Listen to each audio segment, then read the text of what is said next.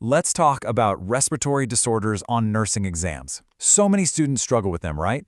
But here's the thing. It's usually not because the diseases themselves are just too complex. It's because the questions are all about how these breathing problems show up in real patients. And this right here, this is what's really at stake. I mean, getting this right isn't just about passing a test. It's about making the right call for your patient when it truly, truly matters. So we've got to shift how we think. Instead of trying to cram hundreds of isolated facts for every single disease, we need to learn how to see the patterns underneath. This is just a little preview of how the CSMMRN framework is designed to train your brain to do exactly that. Okay, let's be real for a second. We all know those areas that just trip us up when we're studying for med-surg or getting ready for the NCLEX. All the information can feel like a total jumble. Do these look familiar? I bet they do.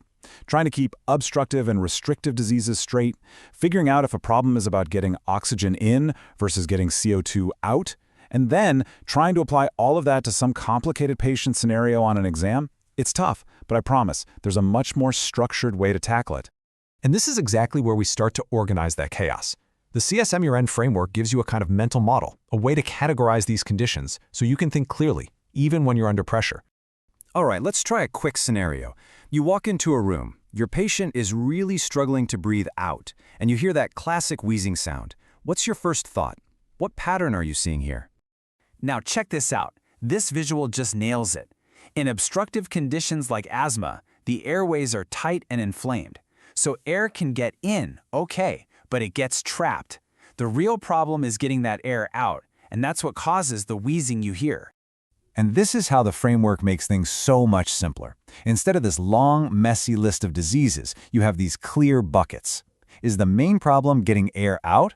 Well, it's probably obstructive. Think asthma, COPD, bronchiectasis. Just making that one distinction clears up so much confusion. Okay, let's level up.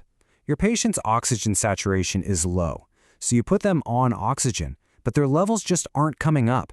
This is a massive clue. What kind of failure are we actually looking at? So this is one of the most important distinctions you'll make. An oxygenation problem, that's hypoxemia, is when the lungs physically can't get oxygen into the blood, like we see in ARDS. But a ventilation problem, hypercapnia, is when the patient can't get the CO2 out, which is common in those obstructive diseases like COPD and asthma. So that patient who isn't responding to oxygen, that's a classic sign of a serious oxygenation problem. Let's try another one. See how this all builds? A patient just got out of surgery, and all of a sudden, they're short of breath. The clock is ticking. You have to decide, is this a brand new acute emergency, or is it a flare-up of something they've had for a while? This is where the framework helps you prioritize. That sudden onset screams acute emergency. And in a post-op patient, your brain should immediately go to atelectasis. That's the collapse of the airways, a really common and serious complication after surgery. It's completely different from the slow, progressive downhill slide of a chronic condition like COPD. All right, now for the final piece of this puzzle. You know, good nurses don't just see the disease that's right in front of them. The great ones anticipate what could happen next. It's all about connecting the dots, from a chronic problem to a major complication. So your patient has a long history of lung disease, and now they've got swollen legs, and you can see their neck veins bulging. Those are classic signs of heart failure. So how on earth is a lung problem causing a heart problem? This is how you start connecting different body systems. A chronic lung disease, like COPD, can cause the blood pressure inside the lungs to get really high. That's pulmonary hypertension.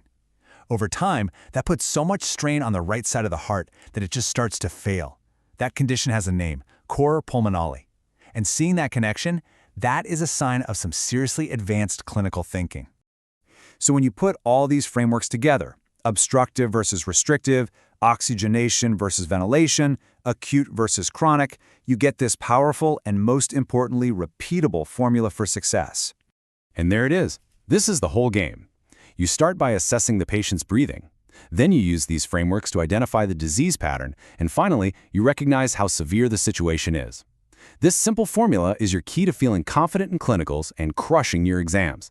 At the end of the day, the goal isn't just to teach you a bunch of respiratory diseases. It's to train you how to think, how to see the patterns, and how to act with confidence. And please never forget this. All the textbook knowledge in the world doesn't mean a thing if you can't interpret what you're seeing at the bedside.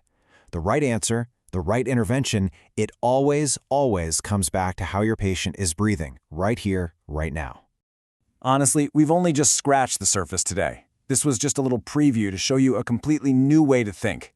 The full, in-depth framework for totally mastering respiratory disorders, it's all waiting for you inside.